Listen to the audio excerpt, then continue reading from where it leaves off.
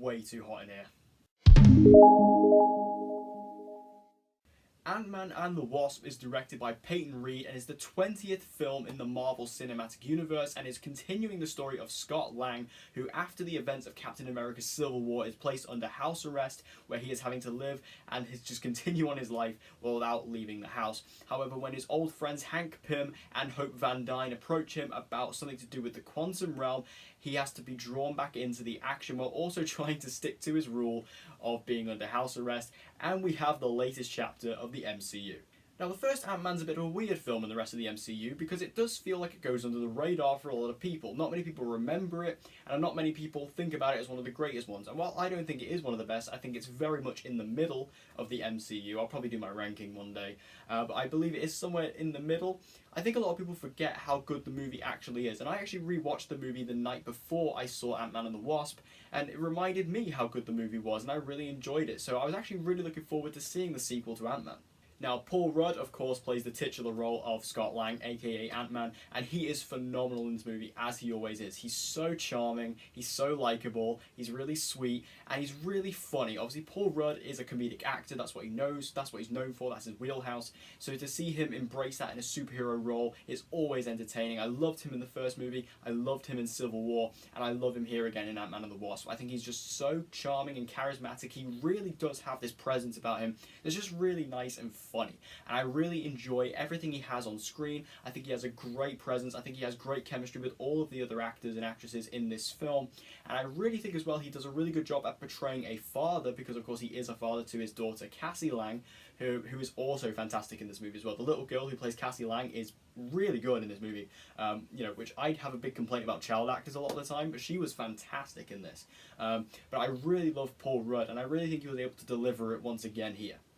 Also, Evangeline Lilly does return as Hope Van Dyne, and she finally takes up the superhero mantle of the Wasp in this movie, and she was badass. She was so good in this movie. Not only did I find her character actually really entertaining and actually really compelling, and her dynamic with Scott and also her dynamic with Hank Pym was really cool and entertaining, but the Wasp herself, in terms of the superhero identity, was really cool. She has some really awesome action sequences, she's capable, she's really cool, and I really feel like she's going to be one of those characters who's going to be an inspiration to, younger girls who are going to be seeing this movie, and they're going to want to look up to her, kind of like Supergirl or Wonder Woman. I feel like she's going to be that next type of character, and I feel like you're going to see a lot of little girls wanting to be the Wasp, because she is just a really inspirational character for young girls like that. And overall, I thought she was an awesome character for this movie.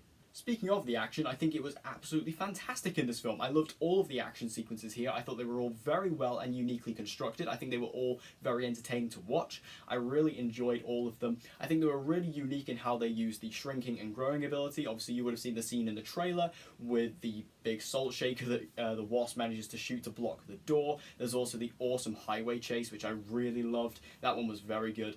There's so many different action beats throughout this film.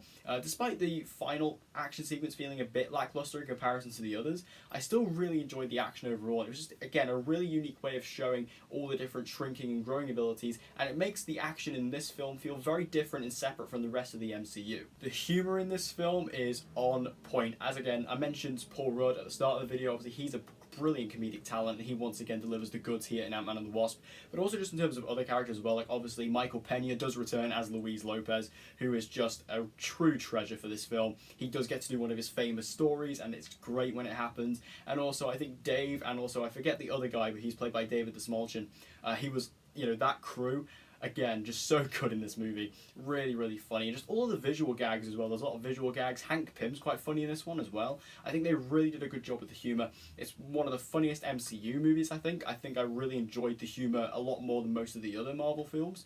I'm not sure if it's as funny as, Thor Ragnarok, which I'd say is probably the funniest MCU film, but it's still really good in its own right with its humour. And I feel like if you're a fan of humour and you're a fan of funny MCU movies, this is definitely going to be up there for you. I was also really impressed with the villain, Ghost. I think Ghost, when I went into the movie, I was kind of expecting her to be a very generic villain, kind of being a step down from like Killmonger and Thanos who we had this year. but she really impressed me. She had a lot more depth than what I thought she was going to have. I think Hannah John Kamen did a brilliant job. I think she was a really fantastic choice for the actress for this movie. She was actually recommended by Steven Spielberg to play this role, and she was really good. I think she gave a really strong emotional performance, and you could actually see where she was coming from as a villain, and I think that was really interesting. Again, it makes her quite similar to characters such as Killmonger and Thanos, where you could kind of relate to them and kind of see where they were coming from their villainous standpoint. And while, yeah, you didn't necessarily agree with her actions, the reason why she was doing them, you could actually sympathise with. And I think that was really interesting, and she was a lot better of a villain than what I expected. Now, while there was a lot to like in this movie, there was also some things I really didn't like, such as the portrayal of Scott Lang. I feel like they really made Scott a bumbling idiot sidekick in this movie, which really annoyed me, because in the first movie, Scott Lang is a really capable guy. Like, he's a really good bank robber, not a bank robber, but he's a really good, thief, cat burglar. He's really good at what he does. They established this. When you see him break into Hank Pym's house in the first movie, you see how clever he really is. And even Hank Pym comments on it. He says, I let you do it, but I was watching while you were doing it. You're very good at what you do. And that's what made him a pretty good superhero in the end, because he actually is very capable.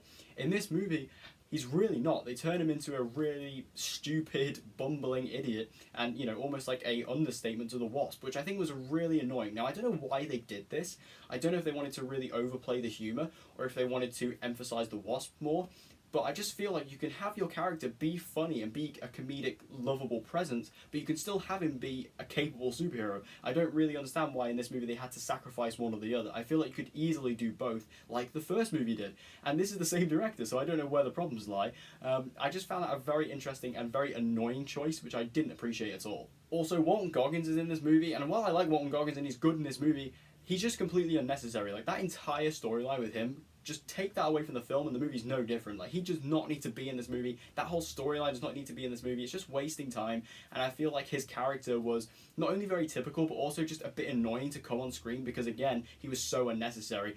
Just didn't need to be in the movie. Also, this movie doesn't bother to explain a lot of things. It kind of just rides along and expects the audience just will overlook it, and it doesn't really, take the time to experiment and actually sit down and explain to the audience what's going on. This is especially apparent when it comes to Janet Van Dyne. Obviously, you will know that Janet Van Dyne is in this movie, played by Michelle Pfeiffer.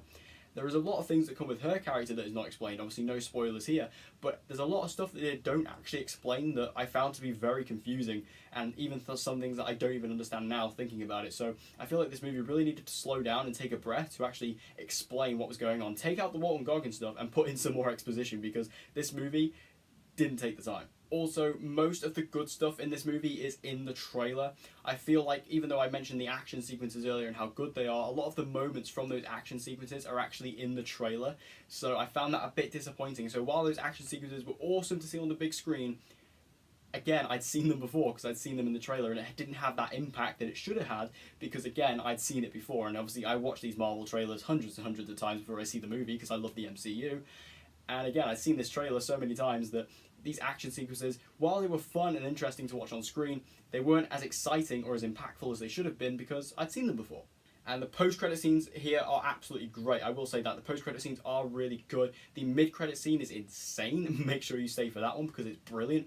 The second post-credit scene, it's kind of a joke. It does have a cool thing in it, which I'm not going to go into because I don't want to spoil the post-credit scenes, but the second one is a bit more of a joke, but there is a really cool element to it. However, I will actually say that it just, again, had a disappointing element, and I don't want to go into that again because I don't want to spoil it, but I found the second post-credit scene to be very underwhelming, but the first one is great. And again, it's just, the mid-credit scene is one of the best, I think, that kind of follows up what's come before, and I really enjoyed it. Overall, though, I found Ant-Man and the Wasp to be a very fun and brisk entry into the MCU. If you're a fan of the MCU, or if you're a fan of the first Ant-Man, you're definitely going to enjoy this one. It's definitely a good film on the whole. There were a lot of elements to it that I found to be quite disappointing and underwhelming from a production standpoint, and from a writing standpoint, that I feel like could have been massively improved for this movie. And it just does feel, I'm not quite sure which I prefer, the first Ant-Man or the second Ant-Man. I don't know which one I prefer, but I guess they're pretty much on par, so I guess that's what I'm going to say about that. They are pretty much on par. This movie is on par with the first movie, so again, if you like the first one, you'll like this one. So did you guys see Ant-Man and the Wasp? If you did, make sure you tell me all your thoughts in the comment section down below. Did you like the movie? Did you not? Let's have a good discussion about Ant-Man and the Wasp in the comment section down below. And as always, guys, if you want to see more movie reviews from me, be sure to subscribe, and I hope to see you guys again in my next video.